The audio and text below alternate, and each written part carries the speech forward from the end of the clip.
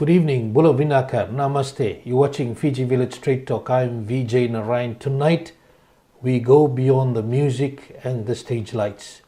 Our guest tonight is Natalie Raikadroka, a musician, a lawyer, and a survivor. Just a few days ago, she came out on her social media platform and talked about her personal challenges after looking at a few disturbing issues in relation to children, making herself vulnerable and what she has been through. Some of you may just know her as the girl who sings the grammar song. Some of you may know her as the person who's a lawyer now and a musician. Natalie, thank you very much for accepting my invitation to come on the show tonight. Thank you for having me. You have been open about your struggles. In your childhood, you have faced deportation at a very young age, your father's criminal life, your mother leaving you, you even living under a house in Kalikana settlement in Lami. When you look back tonight, there's too many struggles that even when I list them down, it's very hard to believe. Where do you start? Well, I have an older brother, and most of the things that we experienced, we experienced it together. We lived under the same roof. We ate the same food, and we were children to married parents. And I guess, things happened with my dad. He took the wrong path. He chose a life that involved a lot of criminal activities, and it affected his family. And our little family broke down from there. We did not have papers at the time we were born in Australia. So we were deported. I think my brother would have been 2. I'm a year younger than my brother. So, we came to Fiji. I think my dad was a very violent man. We have memories of, vivid memories of violence at the craziest extremes. That might be a bit too extreme to talk about on the show. But we had a very violent upbringing around my dad and my mom.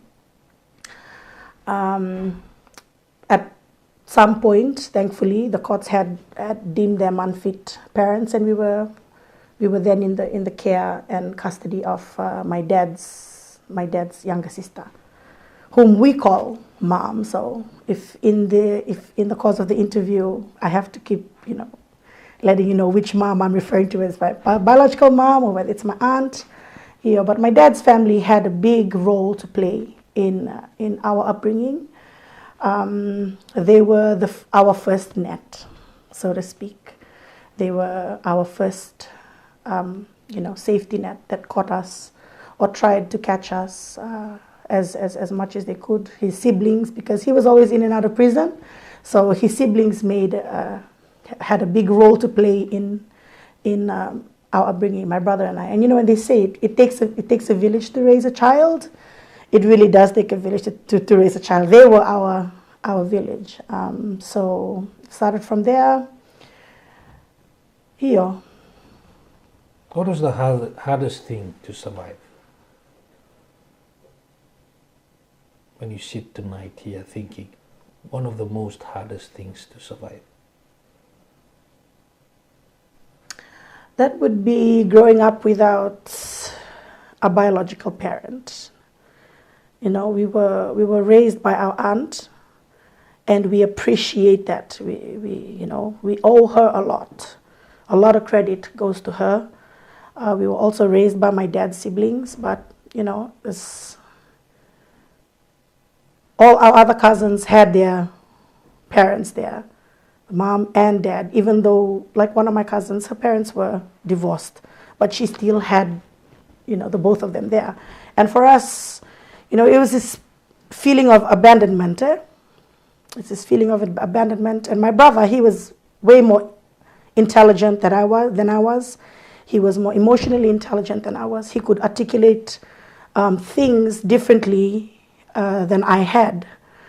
And he would, that feeling of being left by our parents, like discarded almost, as if like feeling not wanted. They didn't want us. So they just, my mom, she remarried, and I had a lot of anger towards her growing up for the decisions that she had made. And my brother was always there being my counselor, like, it's okay, she had to do what she had to do to survive. Our dad wasn't an easy man to live with, so he was always like sort of pacifying my emotions. And I think because he was older, he remembered them differently and he internalized them differently than I. You made peace with your mom and dad now? Yes, I think there was never any hostility between me and my dad. Me and my dad, our relationship is a beautiful one.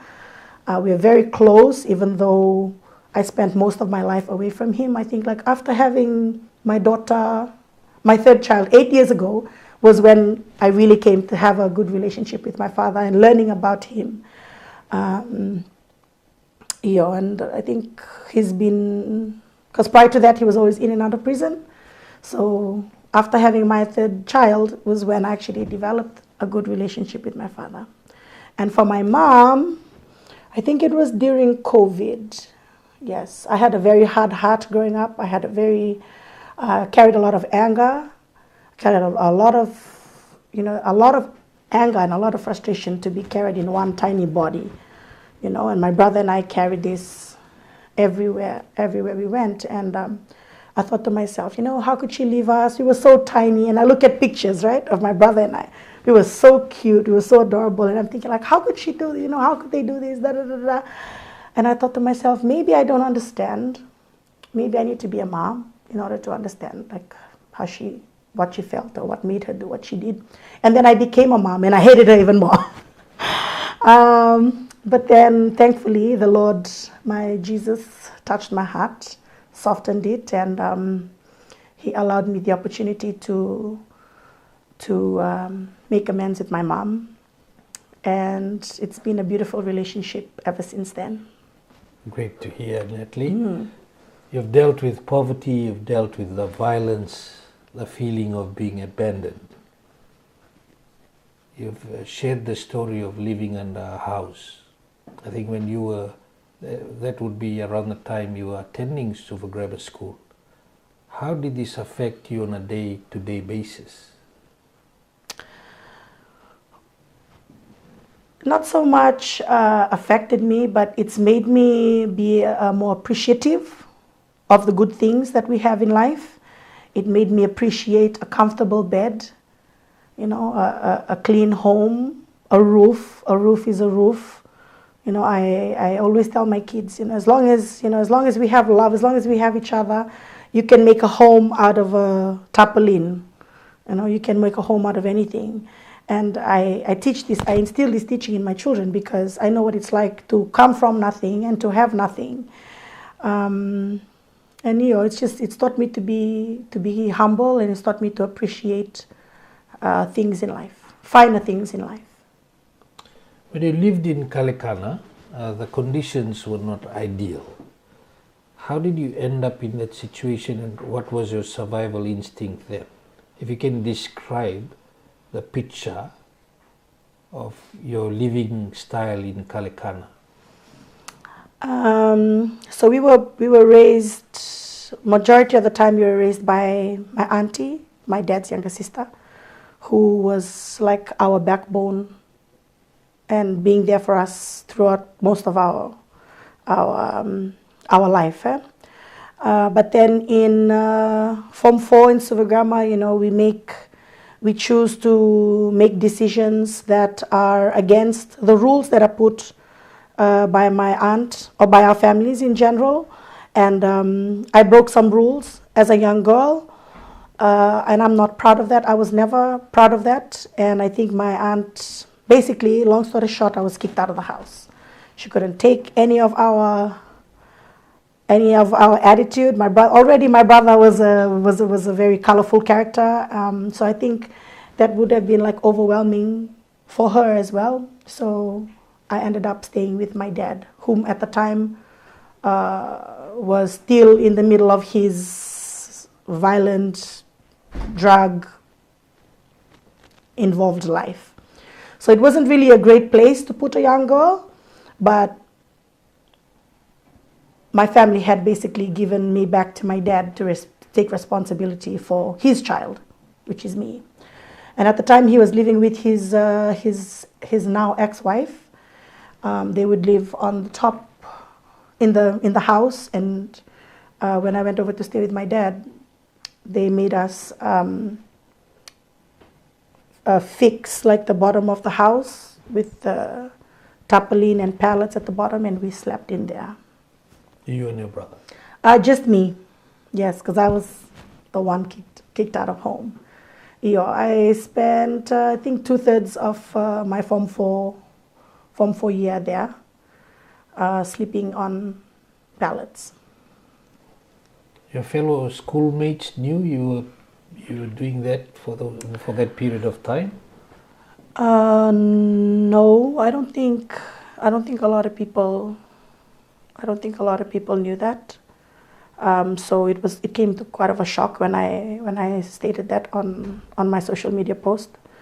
And I don't think the intention of that post was to, call for sympathy from everyone reading, he's, poor thing. I was like, that was not what I was calling for. I did not want pity. I just wanted to make a point that you shouldn't judge people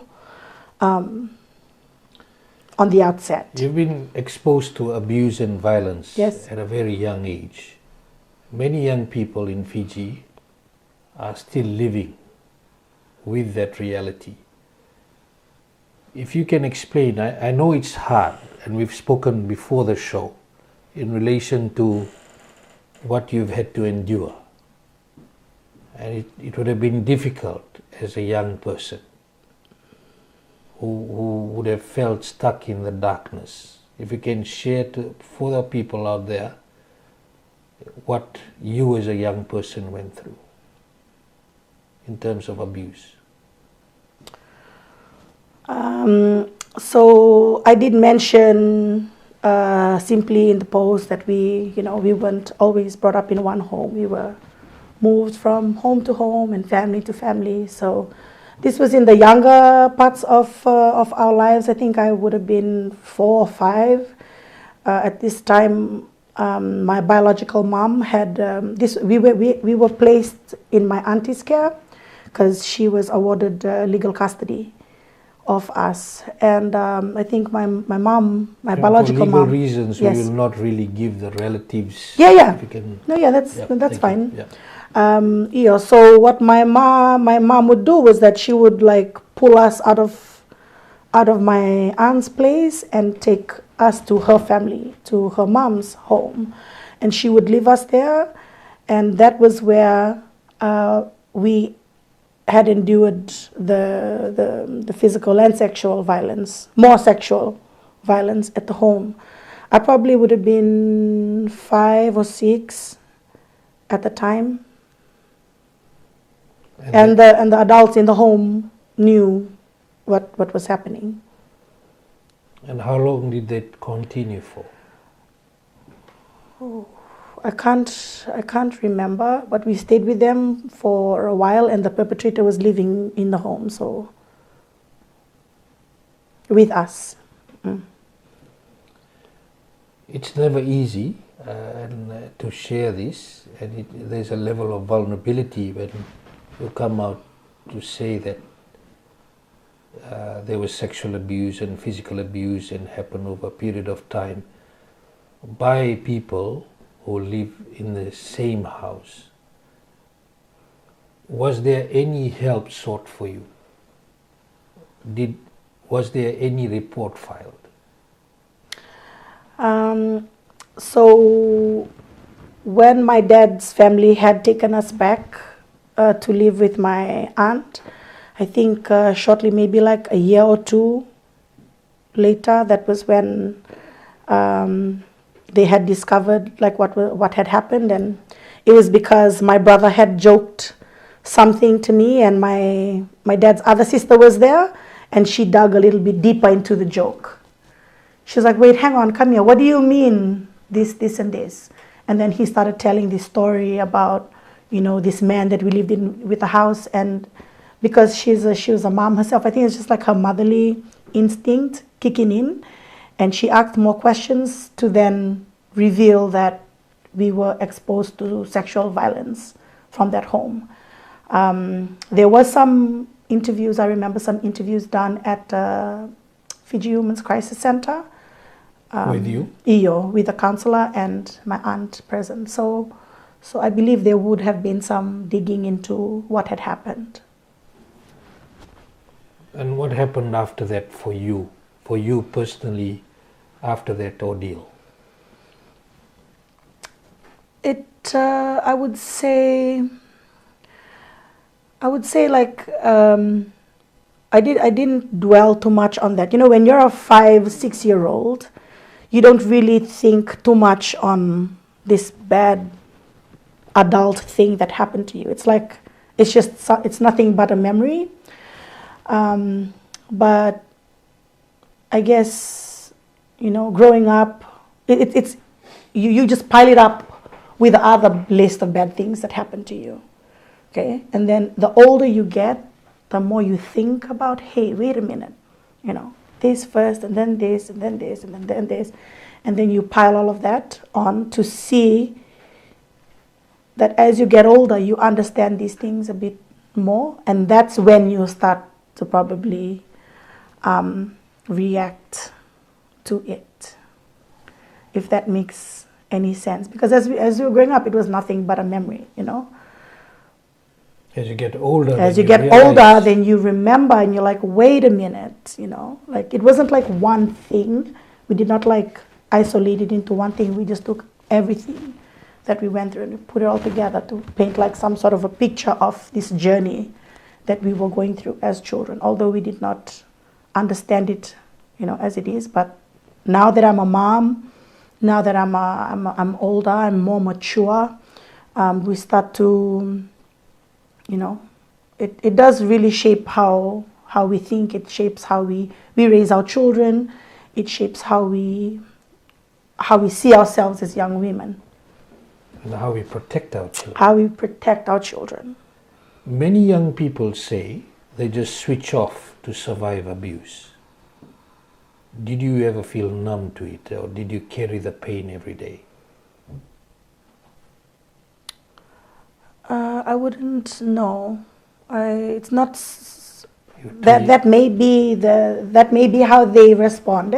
That would be how like different people respond to different to incidences differently. And I guess for us, we were taken out of that home. We were placed with my auntie. We came from a very loving home with my dad's family, so like our extended family. And I think that kind of distracted us a lot from the bad things that happened to us when we were younger. You talked about studying for exams by candlelight while sleeping in that allocated place under the house with pallets and tarpaulin. Did you ever feel like giving up altogether while you're doing that? Studying in candlelight? Not at all. Not at all. Can you recall one of those moments when you were studying down there? So the incident that had brought me out of my aunt's care was I got involved with a boy at 14. And I remember my uncle asking me, okay, you need to make up your mind. What do you want to do? Do you want to have a boyfriend, or do you want to go to school? And in my head, I was like, I need to go to school. I need to finish school. I need to go to school. I need to finish school. So regardless of whatever situation I was in my head, I was like, I need to finish school. regardless of where I slept, regardless of the circumstance of the situation. I know I had to make it through to Form 4 so that I can get into Form 5, and so on and so forth. So school was at the forefront of my mind, and I just knew I had to finish school. I had to finish school. You also said in your social media post, one of your posts, you said you've been called names, Fat, Kailoma, Kalavo. You said the high shot was used that hurt the most. Why did those labels cut so deep, especially the one you said high shot? I've been on social media. I've been a public figure on social media longer than most people, most of my friends, because of the 2010 Mike show. And my mom was like, okay, let's make a Facebook page, like a public Facebook page, and hearing things that people would say about me. And I was 18, 19 at the time. But as I became more vocal on social media, as I started to share my opinion, and I always have strong opinions on things, and maybe I did not have the skill nor the maturity to kind of share my opinion in a respectful way. It did attract some comments like that, and it happened so often that it was nothing. Like, they say I'm Kailoma, okay, it's nothing really. Like I'm Itoke, I'm Fijian, my dad's Itoke. I knew that. I knew what I was, where I am at and my worth as a woman. So the Kalava part didn't really get to me, like all of these things, because they don't really know me. But it was that high shot, like when they say high shot, I think to myself, Issa, if only these guys knew. I think they're just putting one and one together. I'm fair. I speak good English. I have a very Kaivalangi name. So equals high shot. If only they knew, like, my background. And maybe this was the one time I just put it out there, and it's like, I had to address that one. Must have silenced a lot of people there. Now, did it feel like an attack on your identity as well, on being Kailoma, on not fitting in fully anywhere? Most definitely.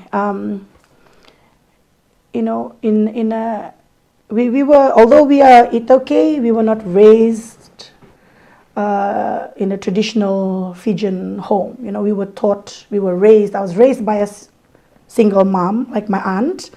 We were raised to be, to be vocal, to express your opinions and to express yourself very confidently.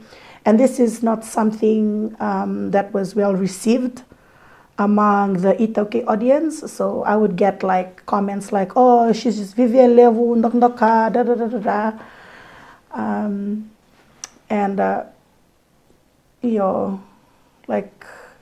I did live in the village for a while during COVID, and it was when I moved to the village that I realized, like, all of these privileges that we have in Suva, like all of these privileges that you can have in like a normal sitting space to express yourself or to make a point, like, you don't find a lot of being vocal in a traditional Fijian home is not something that that's good. You are to listen, you are to be quiet, you are to follow orders, you are to da-da-da-da. Even if it's wrong, even if it doesn't make sense, this is the rule. So for us and for me, growing up in a very free home, expressing myself a certain way or telling how I feel or saying how I feel was always something that, okay, she's like that because she's Kailoma. She's white, her name is Natalie, she has an English name, da-da-da-da-da, Kailoma. Do you think us as a society are too quick to judge, especially women?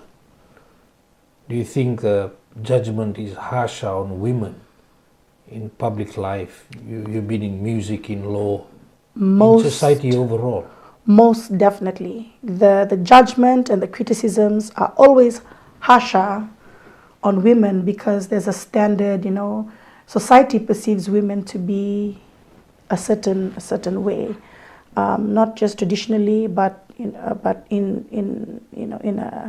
a religious sense as well.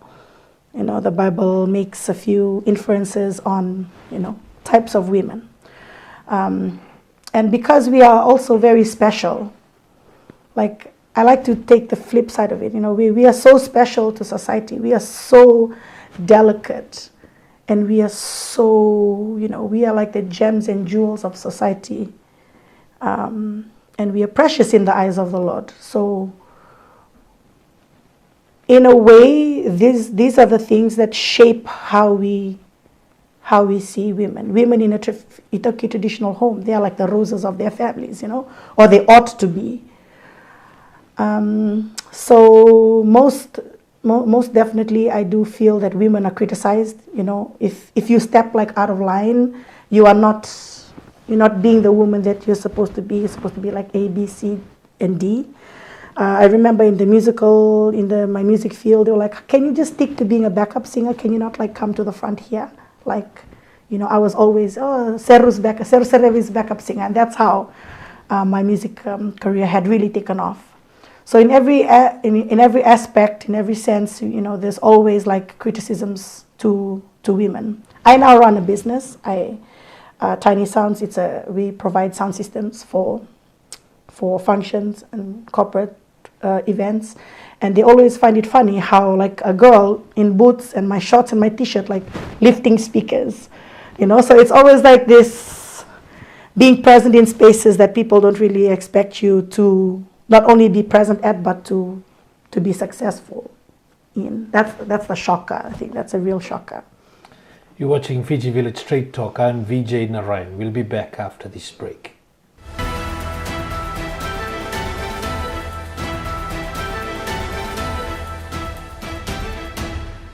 20 years ago, we had a major drug bust, and you would remember, you would have been part of the operations at Laudala Beach. A lot of people in Fiji did not know what was methamphetamine.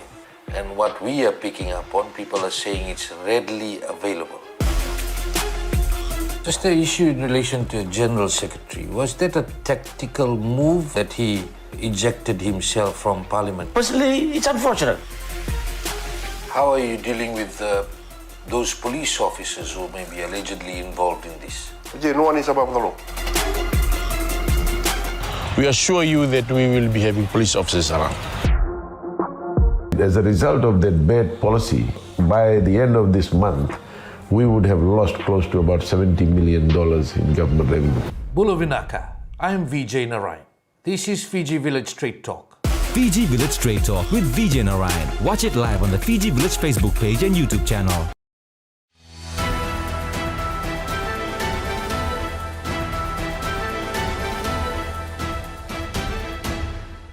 Welcome back. You're watching Fiji Village Straight Talk. I'm Vijay Narayan. Our guest tonight is musician, lawyer and survivor, Natalie Raikadroka. Thank you for coming on our show and sharing your story.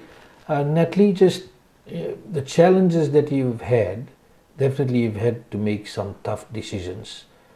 What are some of the decisions that you believe that during that difficult journey that you made has really grown to be a big success for you? I like to put on the top of my success list being a mom. That is one of the most, that was one of the big turning points in my life is, having to be responsible for another human being. And, with everything that I went through in life at different areas, of my life, it wasn't always bad. It wasn't always bad. I can see how people would have taken that from how I worded the post on social media, but that's not it at all. But there are significant things, that happen in your life that can be described as like a really, really drastic, negative thing that has the potential to have a lot of negative impact on you. But for me, I think I take it all in, or after experiencing something really bad, I ask myself, what are you going to do with this? Because you can't undo it. It's already done. So how are you going to handle this? Are you going to sit like a little girl and cry about it? Because we can cry and cry and cry and blame and play the blame game and say it was this one's fault, it was that one's fault. then I guess it's like standing up and thinking, okay, where to from here? How do I deal with this? Oh my goodness, I am pregnant. How do I do, what do I do? You know, what am I going to do about this? And what are the decisions, what are the good decisions I can make? Because you've made bad decisions before that, but you know, no point crying over spilled milk. How are you going to change this for the good? And I think having a positive mental attitude is one thing that helped me stand up and have my head raised high above all the challenges that I've been through in life. We've had faith groups and NGOs. That was the net that caught you. You've talked about that. As a young girl, do you believe that Fiji's social safety nets are still there, have expanded? And do you believe that if you were the young girl today, that the net would have caught you? Just going back to my post, so I think it was, you know, in light of the previous post that I had, we were sharing about, you know, children selling on the streets, and just, you know, how dangerous it is in this day and age, that the circumstances that we're living now in Fiji with drugs and all of that on the rise, and how it's not safe, you know, to have children on the streets like that. And till after 10 at night. So, you know, with that being said, like, I gave some credit to Salvation Army and the faith-based organizations and homes. You've got girls' homes. There are some homes that only keep adolescent boys. So these are the nets that catch us from ending up on the streets. So yeah, that was just my little credit speech that I'd given to them. But for right now, if I was a young girl right now, you know, what do we see? Yeah? Like what do we see, and what is it telling us? We are seeing more homeless people on the street. You can take a walk. I have a studio space in Turek. On a Saturday morning, you can take a walk from the top of Turek, going into town, going into Kamin Street, and you'd be absolutely shocked with the amount of young girls, young, beautiful, able-bodied girls, just squatting in the front of shops, like asking, you know, begging for money. So that is an indication to me. I take that, I observe, I take all of those observations, and I ask myself, what is this telling us? You have a certain corners in Suva where street people actually strategically go and sleep there because they know the wind direction doesn't blow, so they won't be as cold in the night. And in one street you can have like almost 20 people like lined up. 20 people is too much. We don't see this type of things before. Yes, we did have some street dwellers here and there, but at the rate that it's happening now, with the amount of young people that we have, and, you know, like not knowing their story, not knowing whether or not they are doing, you know, whether they're using. But then we do have videos, you know, surfacing on social media with youths openly using in public, in broad daylight. So all of these things, you know, you don't take them in like isolation. You like bring it all together, and then you have to. It provokes a lot of thought. Like, what is the system, or what's wrong with the system? And if I was a young girl, I really don't know. I really can't tell. I can't say too much. I can't speculate anything.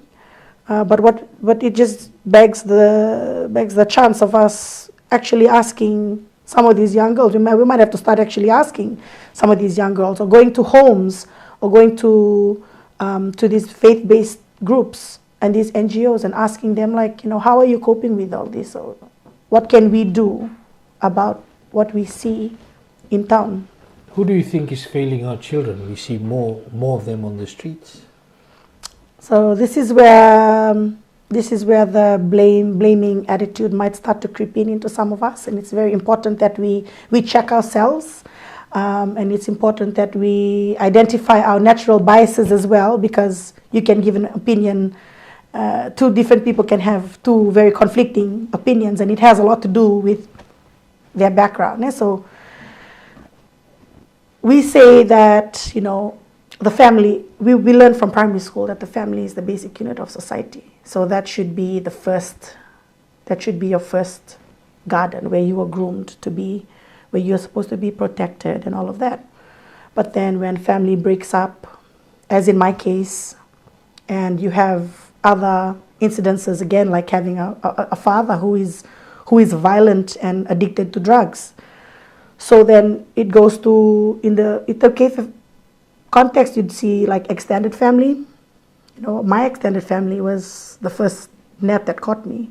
So it's not about like pointing the finger at government agencies and saying you. It's about understanding how the society is made up, and then seeing like, okay, which gap did they fall through? Okay, they fell through here. No extended family. Okay, what then? So I think it's like it's more complex than we think. Instead of just saying that the government is responsible, as I said in my post, in social work studies, we learned that there's a safety net, which is a systematic net that's supposed to catch the vulnerable in society to make sure that they don't fall into the poverty area. But my point is, for government agencies, there are paid people in paid positions, paid by you and me, the public, to solve this problem. So if we see the rise in street dwellers, if we see the rise in young people just roaming around the streets, we then question, what is the government doing about this? This is something that's not new, and it's annoying to see that the government government agencies will come out with this very nice post after something's gone viral on social media. So it is through social media and the advocacy and awareness provided by social media that the governments are saying, that departments are now saying, okay, we're going to put up this pretty post, and And something needs to be done. Something needs to be done. Yes. Music is a part of your life. Has it been a tool for healing? How have you used music? And if you can tell us about when you started into music, and how did you shape it as you went along? Thank you. I like to say I come from a musical family. My grandparents, my dad's parents, were very musical. I like to give credit on my musical talent to my grandfather. And yes, it was a distraction tool for me. It was a healing tool for me. I've been singing ever since I could talk. I've been dancing ever since I could walk. And for my brother and I, we remember like just playing these my auntie's tapes, and mimicking the dancing and singing, and we grew up with a very versatile musical repertoire. We like to call ourselves old soul because that's the type of music we were exposed to. And music then led me to take my emotions and my experiences and put pen to paper and write about it. So I've been writing since I was in class 7. I have a debut album released in 2023 of 9 original songs. And these songs, why they're so special to me is because if you hear these songs, it tells a story, 9 different stories about where I was in 9 different places of my life. So I did internalize all of that and made music out of it. And I'm still making music today about things that I'm very passionate about. Do you see music as more than just entertainment? Most definitely. Music is a ministry. It can heal a lot of broken hearts. It can instigate change and encourage, movements. We've got like the likes of Michael Jackson, who was one person that was very, very famous for doing that. So it's like music can bring about change. With our society of young people, I think that there's a lot that can be done in the artistic industry to help channel our brokenness, to help channel all the negatives that we've had in our lives and make something creative about it. So yes, most definitely. From all those struggles that you spoke about, you also talked about at times you'd be sleeping at Salvation Army at a home, and now you have your business just across the road from there. What does that mean to you personally when you're standing at your business outlet at times you're looking at Salvation Army? It's just, it just tells me that, I serve a very living God. It tells me that, that the bad things in my life does not dictate how I can end up or where I can end up in the future. And that God was watching me, and his humor, God's humor is it's got a beautiful sense of humor. So walking up that street and then, finally saying, okay, this is where I'm going to do my business. I told my partner, I was like, hey, do you know that house across from there? I was like, my brother and I used to sleep there. Like we were there at some point, my mom came and dropped us there. And I smiled to myself and I thought, if I could go back, can go back to that little Natalie that's standing with the timberelli, with all the gang in Salvation Army, doing the salvation, the gospel dancers and our action chorus. If I could just go to her and tell her, did you know that you'll be running a business? You'd be fending for yourself. You'd be independent. You'd be happy just across the street from there. What was going through your mind when you were a little girl in that Salvation Army home? Like I'd mentioned. How old were you there? I think this was before 7. Do you remember anything 7, from 8. that time? What do you remember? Yes, I do remember that my brother and I did share this in the post. I do remember that my brother and I shared a room that had a double bunk, and we would sleep on the top. And this homeless lady, she slept at the bottom. Her name was Sheil, and she would snore when she slept, and her snore was really, really loud. I look back, we always joke about it every now and then because we'd sleep with a shoe or something. I know this is really, really bad, but we'd sleep with a shoe, and every time she'd snore, we'd be throwing her and asking her to stop. So that was a funny thing that we would joke about. I remember doing action chorus, with the timberelli and the thing, and I don't know whether the sisters still work there or still are there, but that was a home for women and children, for battered women and children. But we don't remember my mom being there with us. It was just us. As a matter of fact, when I went on my first day on the job at social welfare in Valelevu, the head social worker there, she looks at me and she goes, "You are Una's daughter." And I said at the time I had this this deep resentment for my mom. So and I'm a spitting image of her. So I was always like, no, I'm not. But she looked at me and she goes, you are Una's daughter. And then she said something so profound that I've never forgotten since. She said, your mother's case was one of the worst we've ever seen in our years of social work. We literally had to open louvers of a home to put you and your brother through the window so that we can take you all the way from Lautoka into Suva. And that's how we ended up at the Salvation Army home. Natalie, they always say you learn when you fail. And there's some failures that can break you, but can also build you to be stronger. What's one thing that happened you may say, yes, I failed there, but when I look back now, it also made me stronger? I would say that the most challenging part of my life was me being a mom. First time being a mom. And it's not ideal, having a child out of wedlock. There's this societal, society looks down on you. You're an unmarried mom. And here I am, fast forward 11 years later, still unmarried with 3 children. All credit really goes back to God. You know, I feel like He is the one to thank in most of my wins. A lot of ways that I processed how I looked at myself as a young woman, as a young girl. Like, who's gonna want me? Who's gonna love me? I was abused from a child. I lost my virginity at a very young age.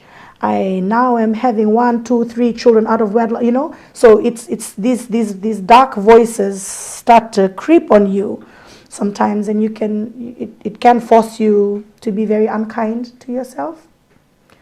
But I do thank God. As much credit goes to my family and all of these other systems, I do thank God for standing by me. He was that silent voice that helped me get through everything bad about in my life. It's sometimes very difficult to talk about the rock bottom places that people go through in their lives. It makes you very vulnerable. It's very hard. Even the show tonight, the fact that you're doing it, a lot of people say, why is she talking about it? Because they say, why? Some would say this is a taboo subject. Why are we talking about it?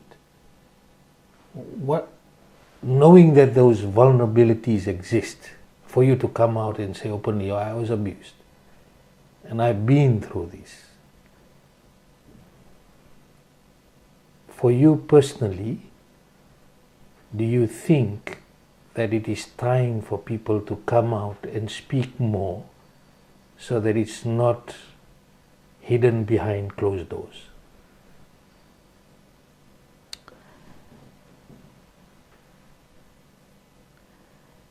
Yes, there's a cost to coming out and standing up and, you know, saying without fear or without, you know, that this is my story, this is what happened to me, these are all the bad things. I can write a book. You wouldn't even get past the first chapter without crying.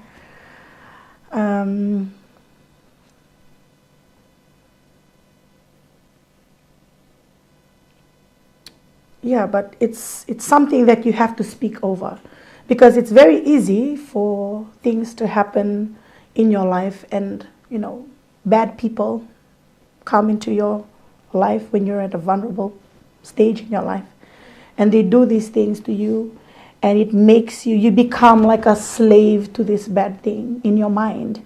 You become, you know, fearful, or you don't want to step on a lot of toes, especially in many cases where the perpetrators are related to you and closely related to you.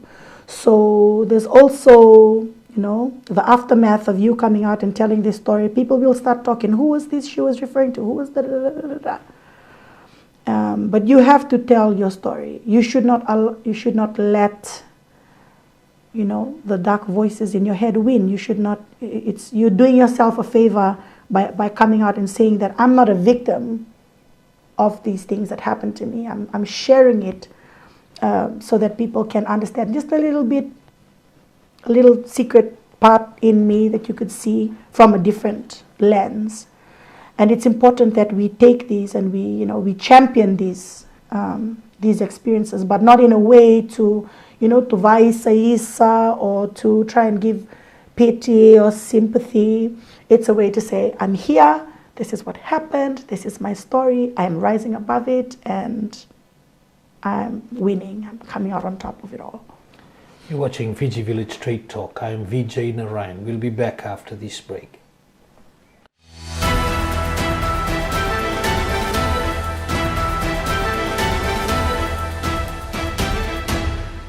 Years ago, we had a major drug bust, and you would remember, you would have been part of the operations at Laudala Beach. A lot of people in Fiji did not know what was methamphetamine. And what we are picking up on, people are saying it's readily available. Just the issue in relation to General Secretary, was that a tactical move that he ejected himself from Parliament? Personally, it's unfortunate. How are you dealing with the those police officers who may be allegedly involved in this? Vijay, no one is above the law. We assure you that we will be having police officers around. As a result of that bad policy, by the end of this month, we would have lost close to about $70 million in government revenue. Bula Vinaka, I am Vijay Narayan. This is Fiji Village Straight Talk. Fiji Village Straight Talk with Vijay Narayan. Watch it live on the Fiji Village Facebook page and YouTube channel.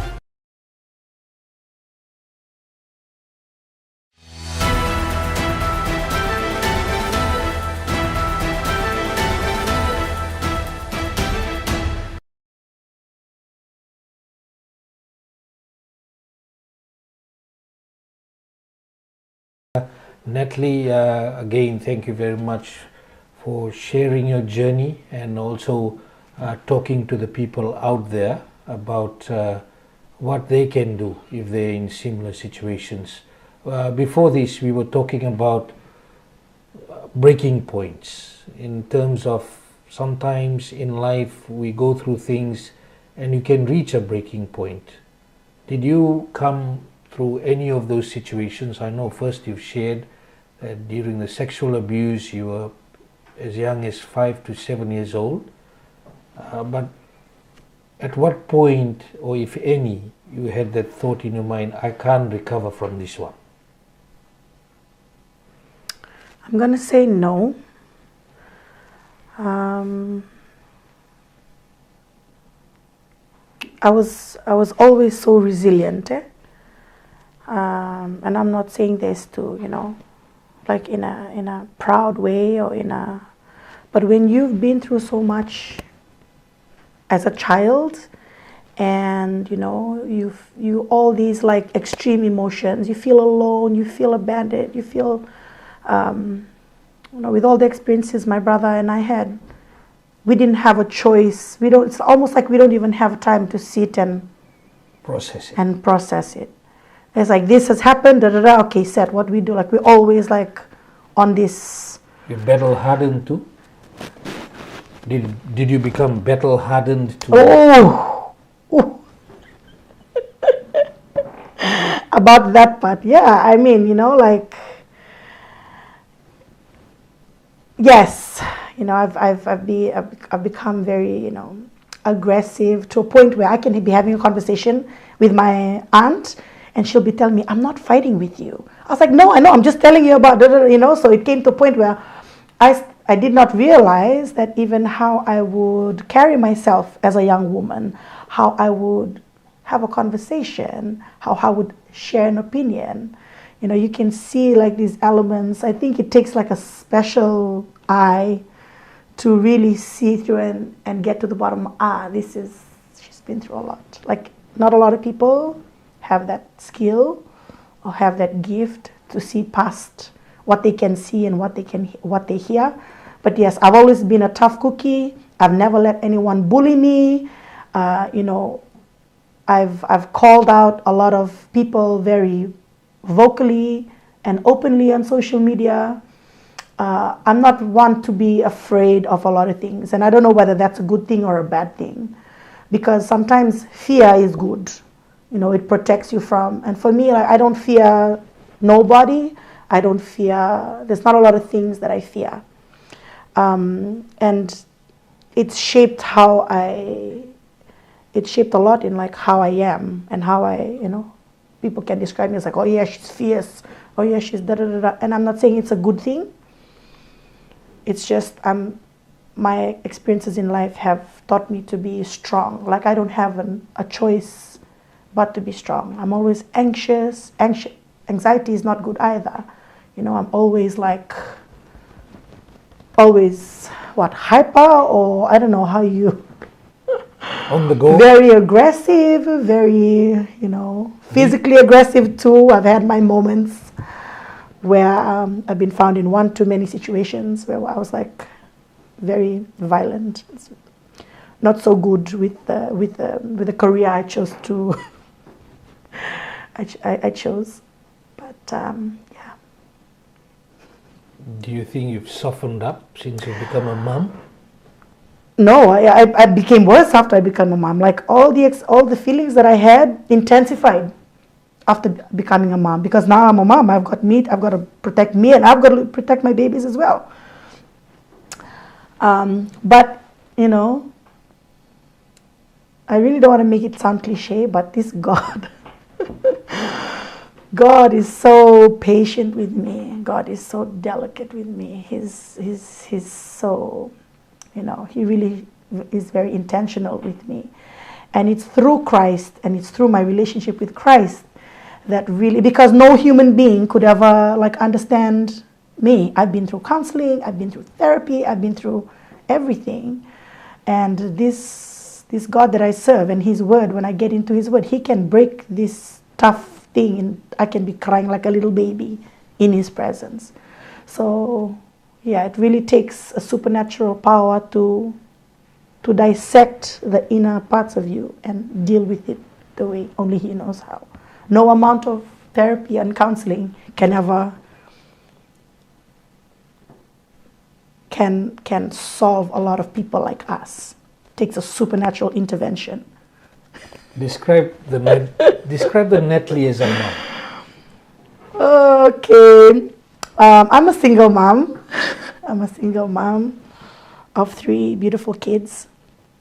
And I like to put it out there, I'm a single mom of 3 kids. They don't all share the same dad. And that is one criticism, that I get, that women get. Oh, gorin, di tama-tama tur, tunaluvena, blah, blah, blah. But remembering how my mom was married, she went through whatever it is that she went through, and she left us. She left us, and she went and she married, she remarried, and she had a family. She's got 5, 6 beautiful kids that I love so much to this day. I know my siblings now. And I thought to myself, the pain and the hurt that I was going through as a child, as a little girl that just wanted her mom and her dad, wanting to, Mother's Day and Father's Day was one of those, I hate those days, because it's when I remember, oh snap, I don't have a mom and I don't have a dad. I mean, they're somewhere, but they've forgotten about me. So as a mom, I had this principle: I will never leave my children. I will never leave. I will fight everybody and their dog for my children. I will never leave my children, regardless of how I got them, regardless of who I got them from. Not only will I not leave them, they will stay together, and they will be together. And I think, and it's not a good thing. There's a lot of aspects about me that I realize later that, okay, these are not good traits. Because you make motherhood all about that, as how do I say it? Yeah. So yeah, it does. My past experience of being without parents has made me more fierce as a mother. And some people really want to tick, what makes you tick? What makes me tick? Yeah, my children. It's my kids. I think you can get a lot. We can all relate as parents. Fiji is facing a drug and HIV crisis. We have rising poverty, young people losing hope. From your lived experiences, Natalie, what are we getting wrong as a society? I'm not saying to blame anyone. Right. But what are we getting wrong as a society?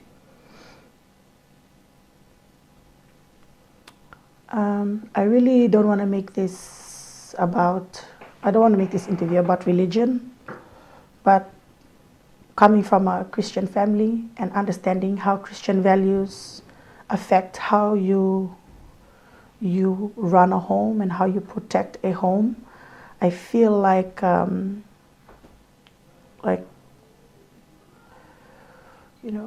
when God is absent, when biblical principles are absent from the family.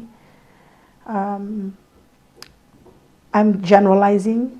Basically, I'm generalizing when I'm saying this, but we could see this during COVID.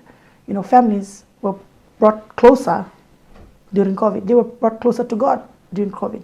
There were some families who started doing family masus and stuff during COVID because they were forced to stay within their bubbles. And I've seen comments all along social media saying, praise the Lord for COVID. It brought us together as a family. We spend time together as a family. Dad and mom's not out in the cover bar all the time. They're here, with the family. So it really is the family. The family is the basic unit of society. And when that goes wrong, that's when all the other safety nets have to be ready and prepared to catch. Otherwise, the The children vulnerable. fall through the cracks. They will fall through the cracks. And if it falls through one crack, okay, there needs to be another one there to catch. So, it's on like a, looking at it on the outset, I would say my personal bias. I'm a Christian. So I'm using that to form my idea, and I really think it really is the family. When the family is strong, when you have a strong family, when you have a strong leader in the family, it doesn't have to be a dad all the time. Some could be a mom. A lot of strong children have been raised by good single women like myself.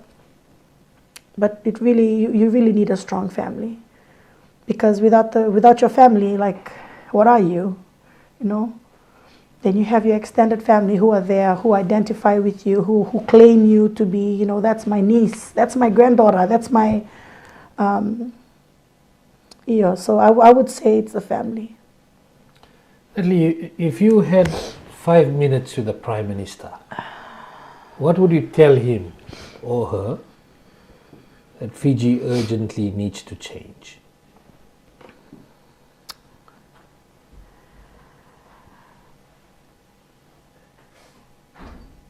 I would encourage the Prime Minister, the leaders of Fiji for the day, is to put your people first.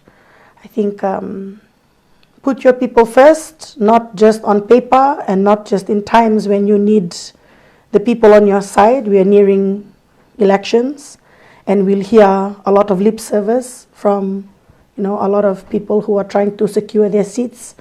But putting people first and showing it in how you implement policies within your various ministries. I think Ministry of Women and Social Welfare posted on social media shortly after everything's been out on social media, saying that if you this is what's going to be done on paper. But what we want to see is the implementation of that policy. We want to see the change. We want you to actually do what you're saying that you're going to do. And like I said, this is if you see it as a systematic failure and the system is failing, the government has all the king's horses and all the king's men. How one of the lawyers puts it, you have all the king's horses and all the king's men to sit down, get to the drawing board, and to try and identify. We are a population of less than 1 million people. We cannot compare like what we're going through with like America and all these other countries, because their systems are different. Their cultures are different. Our culture is very unique to our Pacific people. It's very different from Western cultures. So you have the resources, you have it all well within your reach, and you have the plethora of minds and skilled, educated people, hopefully in your departments, to sit down and make sure that these policies that you're writing are actually implemented on the ground. And how will we see that? We will see a change in, we will see the change with the stats, with the statistics, with the numbers, what do you think?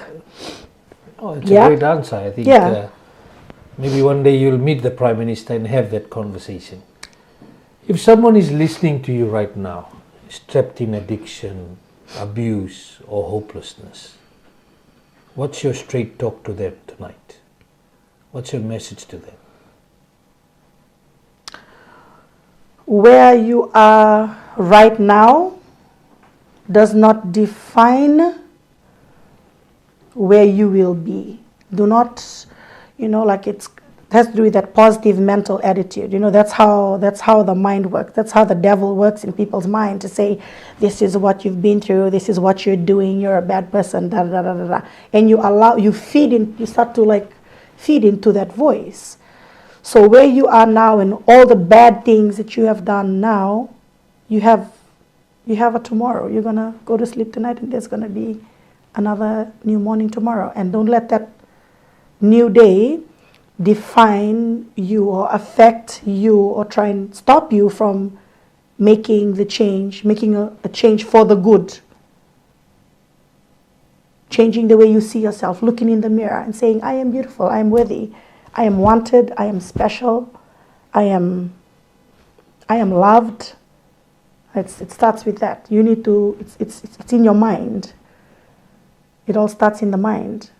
You need to do not let all the negative things that happen to you, we can sit and cry about it and have a moment to reflect, yes, but get up and know that all of that does not define where you can go, how far you can go, and who you can be. We've talked a lot about the family unit. What responsibilities do families have during this time? We are in very challenging times. It starts from the family unit. What responsibilities from your perspective, also as a mother, what do you have to say? Based on your lived experiences where you had to go through that trauma. Yeah, it's about, I would say that families, women, when I'm saying, women, it's not that I'm trying to single out women, but women in the families, mothers in the families, we young women who are yet to be mothers, we have to make informed decisions about, our bodies and about ourselves, and, ensure that we are taking on something that we can handle, or the family is taking on something that they can handle. Because in most cases, if you're coming from poverty, if you do not have the means to provide for your children, like, trying to like strategically manage, your home and know when or be in a position or in a place to realize when you can't handle it anymore. So, what I'm trying to say is, there's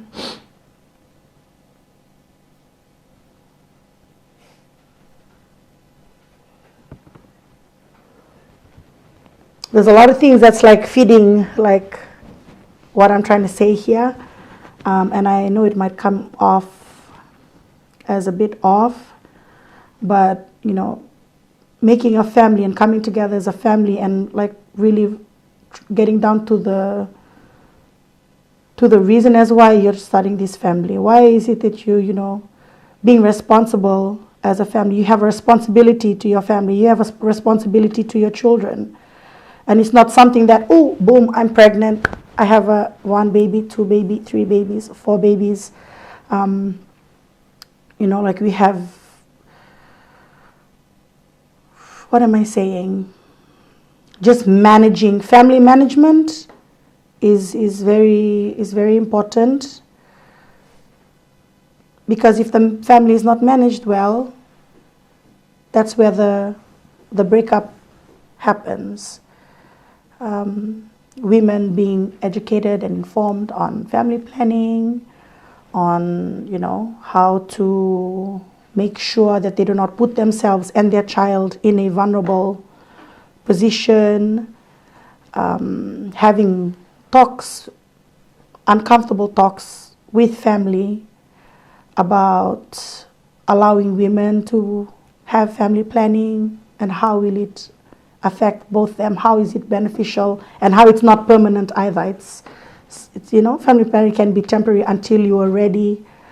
I can say the same for myself, I'll always start with me, and like things that you could have avoided had you had this information, or things that could have been avoided had you had the help that was needed at that particular time, to make sure that you do not fall deeper and deeper and deeper into like being more vulnerable. And it's a full-time job, family Being and a parent, parenting. yeah, It never stops. never stops. No overtime, but you have to keep going. After everything you've been through, it's quite a journey, and thank you for sharing that journey with us. What kind of Fiji do you want to see for the next generation?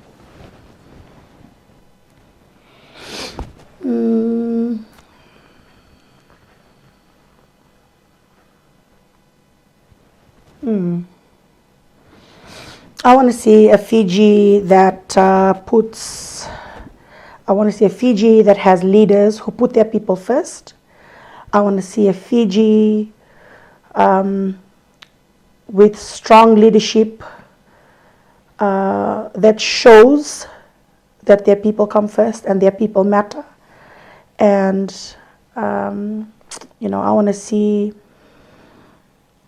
I want to be able to sit around young people and hear them share about how easy it is to access, housing, the basic things.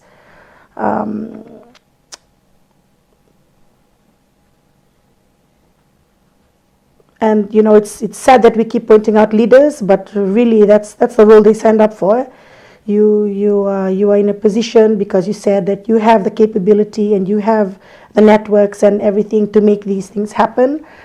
And as much as we can complain about it on a grassroots at the bottom here, we can come on social media and post and go live and talk about all these things. But the actual solving of the problem comes from those like up here. So we've had governments come and go. We've had, governments show the people, this is how we run, this is how we rule, this is how we do things. And it's about time that people start waking up and start making informed decisions as to taking into consideration what previous governments have done and seeing what can be done in the future. We do not want to see high, crime. We don't want to see all our kids with HIV. We want, it's a big ask. It's a big ask, but the fact of the matter is, Fiji is not what it used to be. Fiji is very dangerous. It's very scary. It's not a place where you'd want to raise.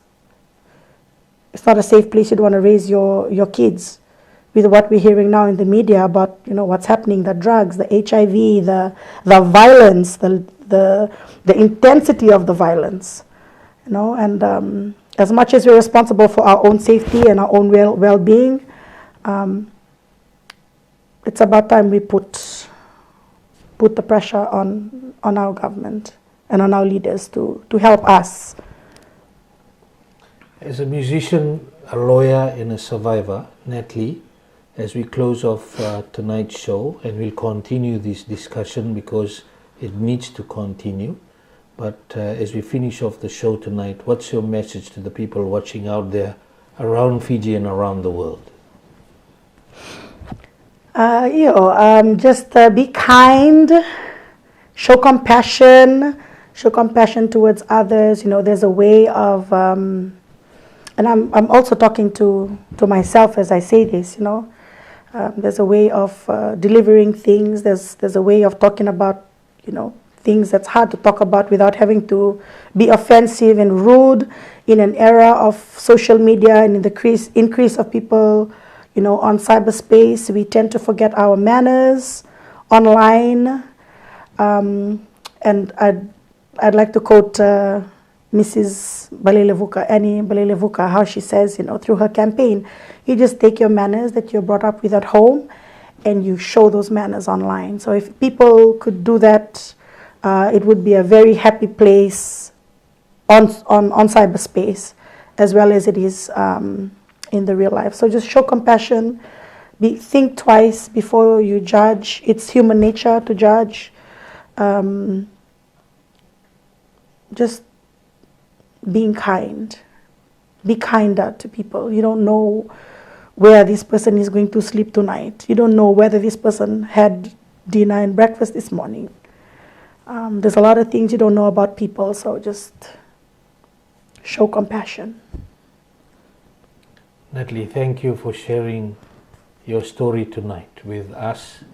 I know it is very difficult for you to share it for the first time in detail, and going through lived experience is quite difficult with the trauma and emotion. Wish you all the best, and because you're saying you'll continue to fight ahead, and some of the issues that you've raised, we will also be talking to the authorities about that, and we know that you will not stop raising the issues that matter to the children of this country, and wish you all the best in relation to that. Thank you. Thank you for having me once again. And that's the show for tonight. Until next week, have a great evening.